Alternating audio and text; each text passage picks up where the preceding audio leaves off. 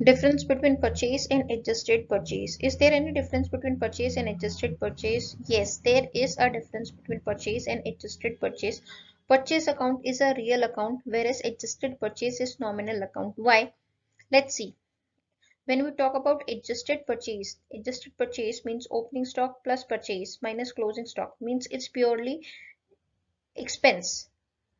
Opening stock plus purchase minus closing stocks means the goods which are been purchased in this year and are being sold out in this year is known as adjusted purchase, whereas purchase is known as opening stock plus purchase, means purchase के अंदर closing stock का amount add होता है। इसलिए क्योंकि purchase के अंदर closing stock का अमाउंट ऐड होता है, क्योंकि यहाँ पर हमने क्लोजिंग स्टॉक की एडजस्टमेंट एंट्री पास नहीं की होती है, इसके लिए परचेज में क्लोजिंग स्टॉक का अमाउंट ऐड होता है। इसके लिए परचेज कैसा बन जाता है, हमारा रियल अकाउंट बन जाता है। क्योंकि इसका एक ओपिनियन ये भी माना जाता है क्योंकि इसमें हम जो गुड्स होते हैं, बिजनेस के गुड्स होते हैं, वो लाई कर रहे होते हैं, इसके लिए इसको रियल अकाउंट बोला जाता है। वेरेस अगर प्योरली बात करें तो purely adjusted purchase completely expense होता है, मतलब वो गुड्स जो इस ईयर में हमने सेल कर दिए हैं उनको हम बोलते हैं एडजस्टेड परचेज, क्योंकि इसमें से क्लोजिंग स्टॉक का पार्ट को अलग कर दिया जाता है, गुड्स लाई नहीं कर रहे होते हैं, इसके लिए ये एक्सपेंस होते हैं। Let me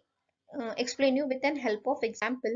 Means if there is an opening stock of 10,000, purchase is of 1 lakh and closing stock is of 20,000, then the adjusted purchase would be opening stock plus purchase minus closing stock, that is 10,000 plus 1 lakh minus 20,000, 90,000। क्योंकि इसमें closing stock का part add नहीं है, इसके लिए ये एक expense हो जाता है बिजनेस का।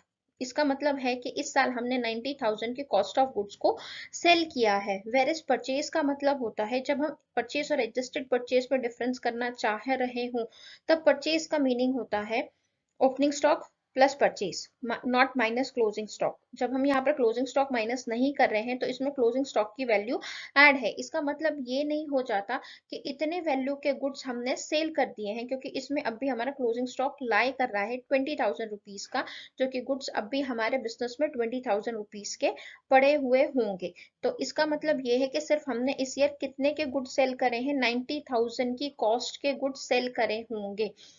ये डिफरेंस हो जाता है परचेज और एडजस्टेड परचेज में। इसके लिए एडजस्टेड परचेज को nominal traditional way of accounting में बोला जाता है और as an expense modern way of accounting में बोला जाता है, जबकि परचेज को रियल अकाउंट माना जाता है क्योंकि इसमें क्लोजिंग स्टॉक की वैल्यू को ऐड करके दिखाया जा रहा होता है।